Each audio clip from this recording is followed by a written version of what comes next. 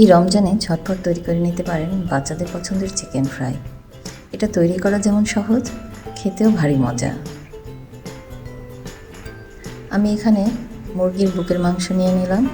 এগুলো আমি ছোটো ছোটো করে কেটে নিয়েছি।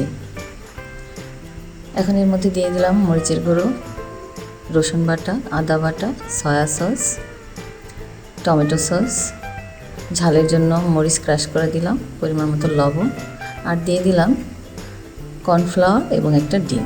এবার হাত দিয়ে ভালো করে মেখে নিব। মেখে নিয়ে আমি 5 মিনিটের জন্য রেখে দিব।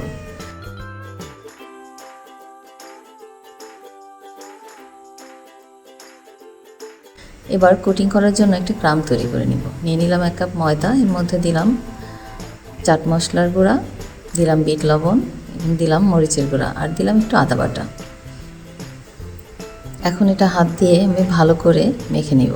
এবার অল্প অল্প পানি দিয়ে আমি মেখে নিব যাতে ক্রাম তৈরি হয়। দেখতেই পাচ্ছেন ছোট ছোট ক্রাম তৈরি হয়ে গিয়েছে। এবার আমি এটা চেলে নিব।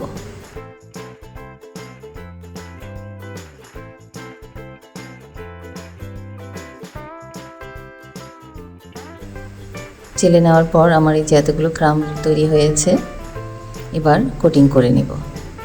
চেলে নেওয়ার পর বাকি ময়দাটা দিয়ে আমি একটা ব্যাটার তৈরি করে নিব।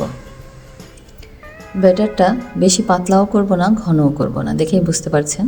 এবার ম্যারিনেট করা চিকেনগুলো ব্যাটারে দিয়ে তারপর ক্রামে মেখে নেব।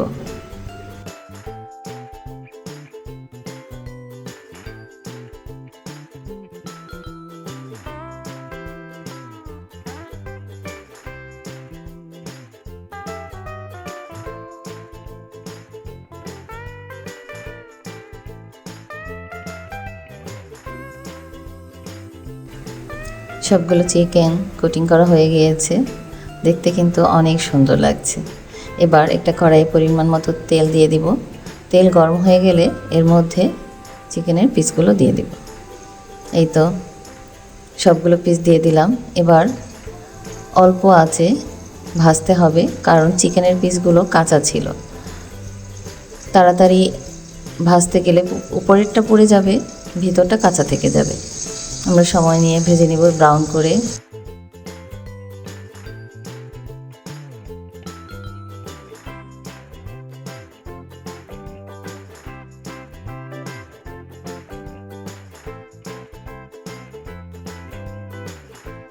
এই তো ভাজা প্রায় হয়ে গিয়েছে।